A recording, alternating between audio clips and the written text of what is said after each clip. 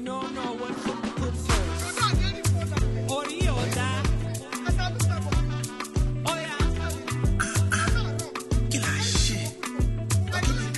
Hi, and welcome to Connecting the Dots. Today, I started thinking, is it me or is everyone else seeing this too? That is, everyone else in the baby boomer age group. Anyway, if you're interested in what I'm saying, I'd like for you to hit the like button and subscribe. But today, I want to talk about homosexuality. Now, when I was a little girl, I had a friend. I must have been around, I would say, between the ages of 6 and 8. And I had a little friend named Leslie. And Leslie was a little boy. But Leslie liked to play with the girls. And Leslie did girly things. We just knew that Wesley was overtly feminine, but we didn't have a name. There was no discrimination or anything in that. Kids played together. When I think I was in junior high school, 9th grade to be exact, I had a boyfriend. And the boyfriend that I had, I believe his name was Eugene, if I remember, because I was about, 13, 14 years old. So Eugene was really effeminate. But, he was still my boyfriend. And as I'm growing up and getting older, I loved hanging out at the gay clubs, especially the male gay clubs, because they really know how to party. I always had lots of male gay friends because they always brought the joy and the upliftment. Now, the female girls, growing up, I only knew, I would say 2, or maybe 3.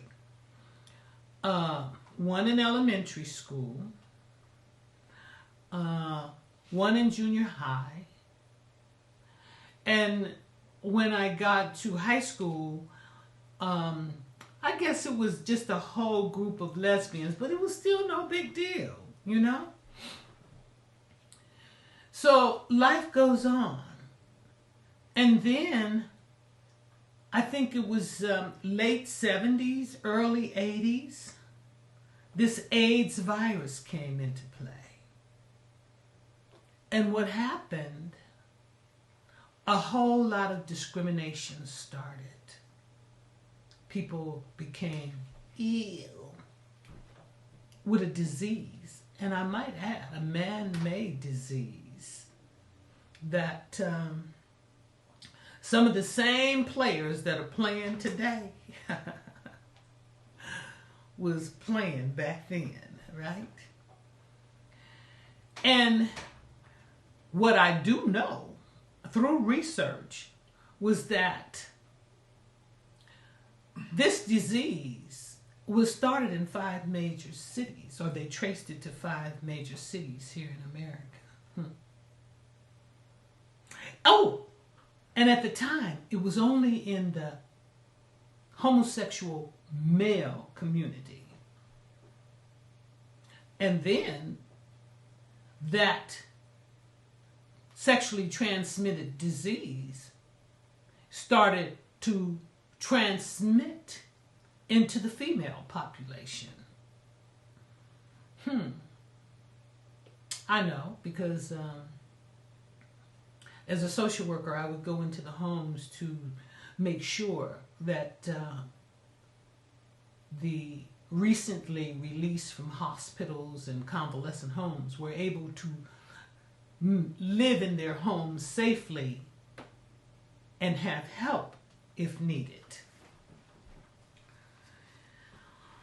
So, moving forward, and here we are today. What I'm seeing well, this was after Proposition 8, Proposition 8. I can't remember the year.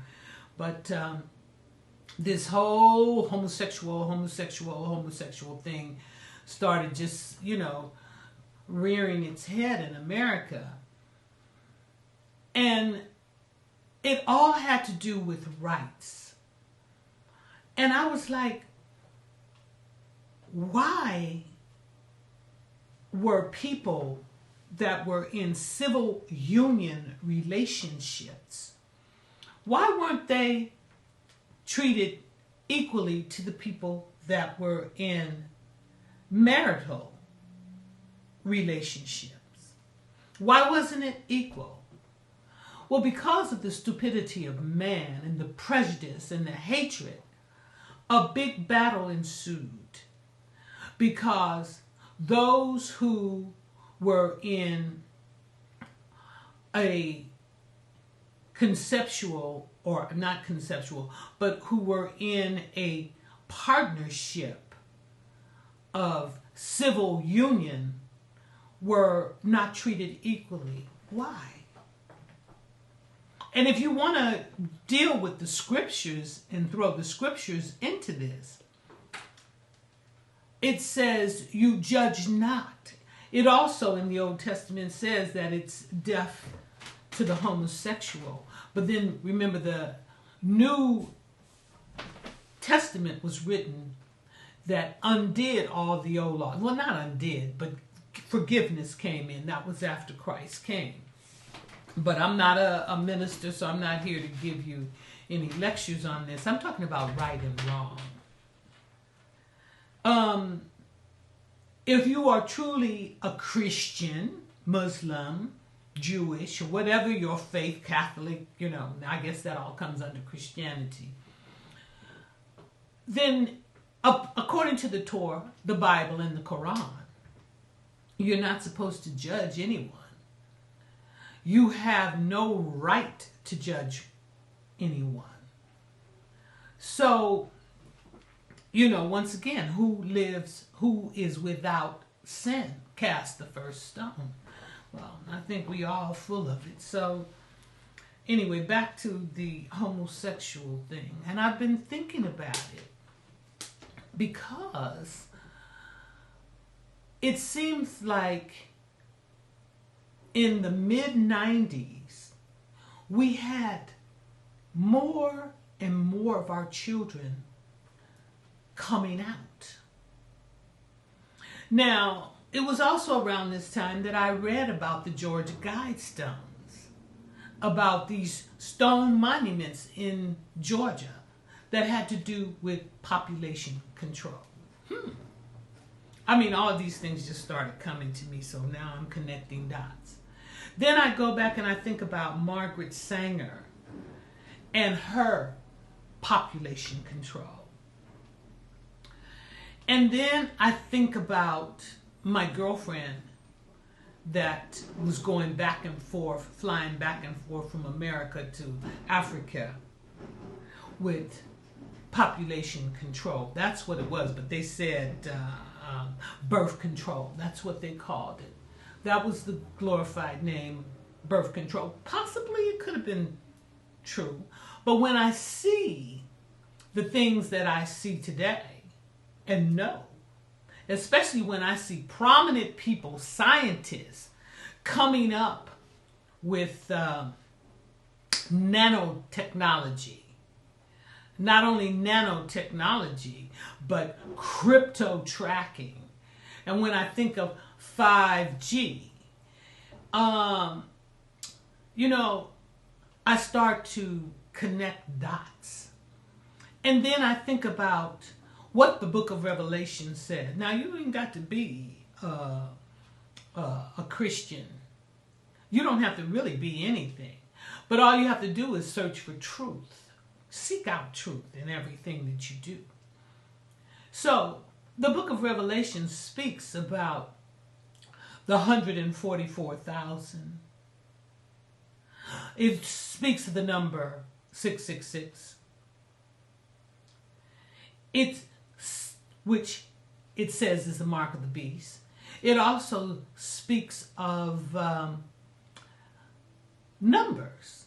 In that day, they all had numbers. Well, guess what? Here it is. We all have numbers today. But anyway, I'm just sitting here connecting dots and going back to this homosexual business. You know, it makes me wonder because I know that scientists, they do a lot of playing.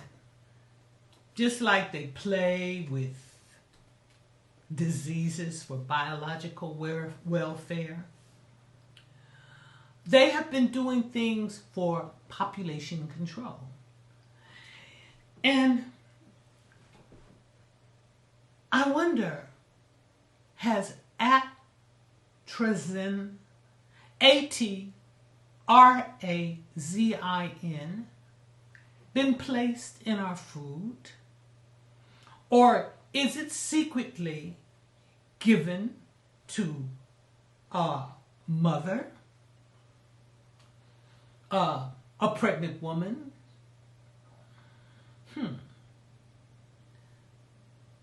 Is this something that we fed to our children?